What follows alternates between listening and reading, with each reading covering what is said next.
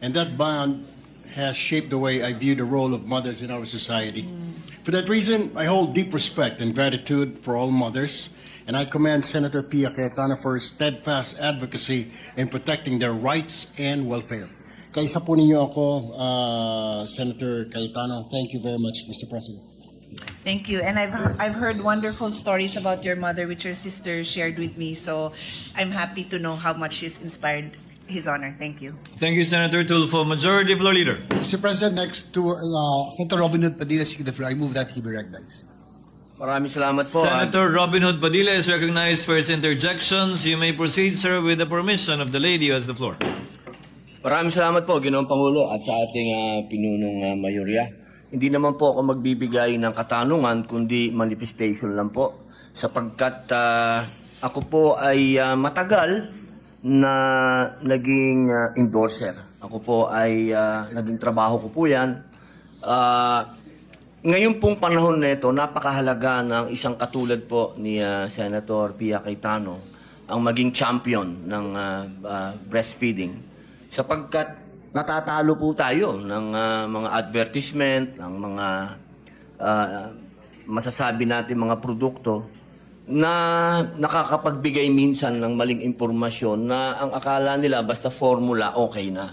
Napakaganda po kanina ng presentasyon ng ating mahal na senadora nung pinakita niya po na halos, tama po ba, 50% lang ng mga Pilipina ang nakakakompleto nung 6 Anim na buwan. months exclusive breastfeeding, which is yun talagang recommended para yung kumpletong nutritional value, emotional value na mabibigay ng breastfeeding mabigay. 50% lang. Opo, sa akin po, medyo malungkot po yun. Sapagkat naniniwala din po ako sa sinabi ni Senator Bato de la Rosa na napakahalaga po talaga. At nakita naman po natin sa pangangatawan ni Senator Bato na talagang maganda ang epekto ng breastfeeding. Ganon din po sa aking anak. Nakita ko po yan. Dahil ang akin pong may bahay, ang akin pong asawa, si Mariel, siya po ay nag-breastfeeding din. Sa kanya nga po, 2 years hanggang 2 years siya. Yan ho ang recommended, 2 years pa. Opo. Hanggat kaya ng nanay. Opo. Nakita ko po yun, ma'am, na talagang nung nagpanahon ng COVID, lahat po kami sa bahay nagka-COVID. Pera lang po yung anak namin na nag-breastfeeding. Wow. Inshallah, may Allah protect her always. Kaya po hanggang ngayon, hindi ko makalimutan yon kasi last standing po siya sa bahay namin, yung anak ko na yon. Kaya ako po ay naniniwala at ako po ay sumusuporta po sa inyo. Ito po ay hindi simpleng usapin lang ng nutrisyon. Ang breastfeeding po ay pundasyon ng kalusugan, ng sanggol, ng ina at ng susunod na henerasyon. Ito rin ay karapatang dapat kinikilala hindi lamang sa salita, kundi sa mga konkretong patakaran, sapat na maternity leave, breastfeeding station sa mga pampubliko at pribadong lugar, at edukasyong nakasandigan sa agham at malasakit. Yun lamang po. Maraming salamat po sa inyo, Senadora. The manifestation and Thank you interjection very of the much, Honorable Senator. Robin Hood Padilla are duly noted. Majority Floor Leader. Next to interpolate is the distinguished lady from Antique, no other than Senator Lauren Legarda. I move that she be recognized, Mr. President. Senator Lauren Legarda is recognized for his interjections with the permission of the lady from the gig. Thank you very much, Mr. President. It's not really an interpellation, but a manifestation of support for Senator Pia Cayetano, who has, since the time that I've met her here in the Senate, has been regularly advocating for breastfeeding, not only in privileged speeches, but in intervention sometimes when news comes out about something about formula milk, or it's been very, very regular and soulful, if I may say. And I would like to think that the issue of breastfeeding is not only a health and nutrition issue, it's also an emotional issue and a bonding moments with our children. And having had two children whom I breastfed, but I was just whispering to Senator Pangilinan, there are some guilt pangs sometimes for working mothers, because I recall I had a cesarean operation, but after 3 weeks, I went back to work. And at that time, that was long ago, The pumps were, of course, manual pumps, and even banking milk or keeping milk Wasn't a not thing. a regular thing. Yeah. So, if I may, and this is quite personal, I tried my best, but with the technology now, perhaps it should be easier. It should be more regular for our mothers to breastfeed and to bank them. Which brings me to my message today, and I hope that the good chairman, I'm not sure if it's in your committee, the Breast Milk Banking Act. I'm not certain where this was referred to. The Probably Health Health, Committee? probably Health. Yes, the chairman is Senator Go. You're a member, I'm certain. Yeah. I hope that you will support this after studying it. It aims to modernize and institutionalize breast milk banking, ensuring timely access to safe donor milk for premature, high-risk, and emergency-affected infants. And the bill also mandates a national breast milk banking strategy, expanding regional human milk bank units with satellite banks nationwide, establishing donation areas in hospitals and private medical and non-medical facilities, enforcing standardized safety protocols, and creating a real-time online milk tracking system for efficient distribution, especially during emergencies. So I hope that the good chair of the Health Committee, assuming my proposed measure has been referred to his committee, and our primary advocate of breastfeeding in the Senate and other members of our chamber would support this measure after study. Yes. Actually, Mr. President, I'm very excited that Her Honor has a bill because it's something I have been advocating also for a couple of decades. We have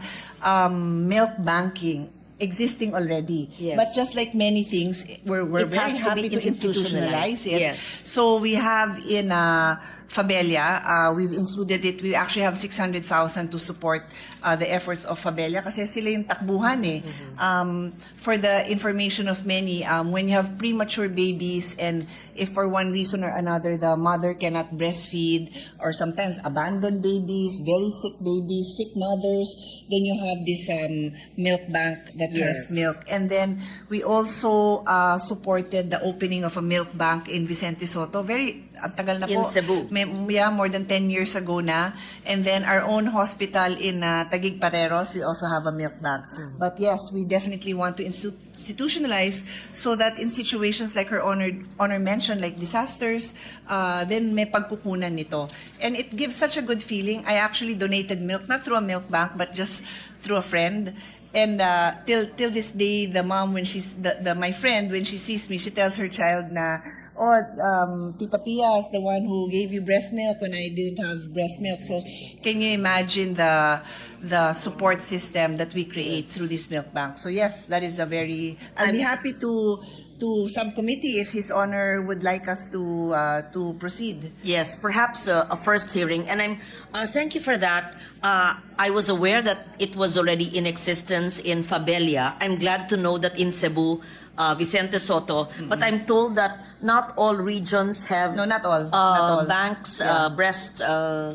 milk banks, Yeah. and banks sometimes share resources with the hospitals that cannot operate. In short, it's not there's a lack of resources. It's Yeah. not institutionalized Yeah. yet. And unless we come Yes. in and step in, Yes. it probably won't be a priority. So It will not. And Yeah. let's make it a priority. Yes. As we mentioned in our message, which you concurred with, premature. Ilan yan? Second, during disasters, when the parents or the families are in camps or what do you call not refugee camps. in prison Or or either in prison or even- in disasters, Yeah. and there's no privacy and you're not able to give your milk. But if there are if there are milk banks, then it would be readily available. And I think the low percentage of children who are fed by breast milk would rise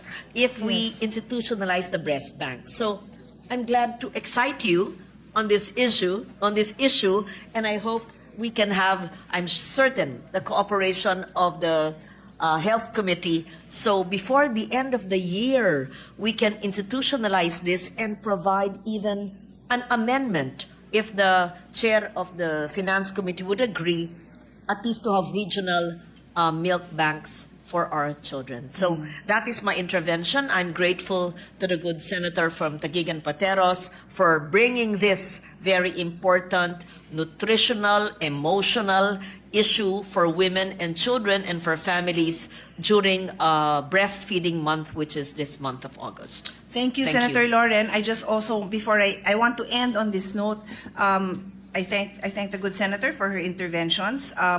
I don't know if she missed it because I thought she stood up to discuss this point. I had earlier stated that breastfeeding is shown to affect several of the SDGs, including SDG 13 on climate action. So I thought that that's what Her Honor will discuss. But nevertheless, because I know that's close to her heart, I just want to say that, you know, when I see this, sometimes I have to pause a minute. Okay, what is the connection? Breastfeeding, climate change. Well, simple. Industrialization. The more industrialization we have, the more use of chemicals, the more combustion in the air, which is exactly what happens when you have to produce milk that comes in a can, that comes in plastic. Yes. So that's through why the packaging if you breastfeed, of exactly. Yes, and as I mentioned, in disasters and such a vulnerable nation, Yes. 20 typhoons a year or more, and those who are in temporary shelters in schools, we must provide the need of children who are breastfeeding with their mothers who live in disaster areas. So thank you for that, and we look forward to working with the committee and with your honor for the passage of this measure soonest. Thank you. Thank you, Senator Legarda. For the information of the ladies of the floor, Chair confirms that indeed that bill was referred to the Committee on Health. Thank you. Thank you. Shared by Senator Go.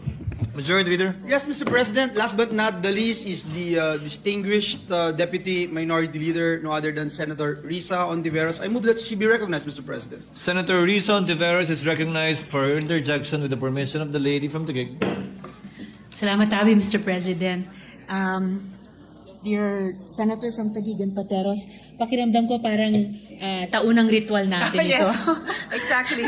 Especially for us women here in the Senate. Yes. And I really anticipate it. And it's so meaningful every year for all of us. And so is your intervention, Your Honor. Salamat po. And hopefully also for our kabaro who are witnessing these annual exchanges spurred by your privilege speeches. So if you would allow just a brief manifestation first and then my brief interpellation. So Mr. President, distinguished colleagues, I rise to associate myself with the privileged speech of our colleague, Senator Pia Cayetano. Sa totoo lang po, even my staff is grateful to her, Mr. President, for the breastfeeding lounge here in the Senate.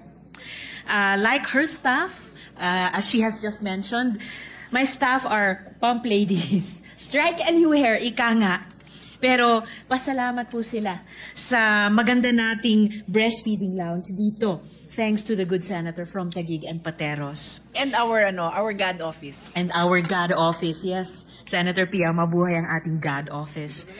Because truly, breastfeeding is not only a personal health choice, but a national development imperative. And as you have always pointed out, it's also a global imperative through the Sustainable Development Goals.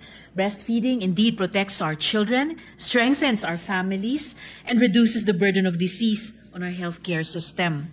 Kaya pinasa namin ni Senator Pia ang maternity leave law sa ilalim ni nooy Senate President at ngayon Minority Leader Tito Soto because of the need to give longer, because also of the need to give longer breastfeeding time to our mothers and infants.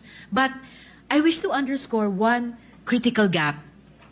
While our laws on maternity leave and breastfeeding support are progressive, they benefit mainly those in formal employment. Yes. And the good senator has also referred to this in her speech. Yes. Millions of Filipino mothers in the gig and informal economy, delivery riders, partners, market vendors, tulad ng nabanggit nyo na rin, Senator Pia, online freelancers, even household workers continue to be left behind. These are women who do not have employers bound by law to provide maternity leave, lactation breaks, or even breastfeeding stations. kung sino pa ang pinaka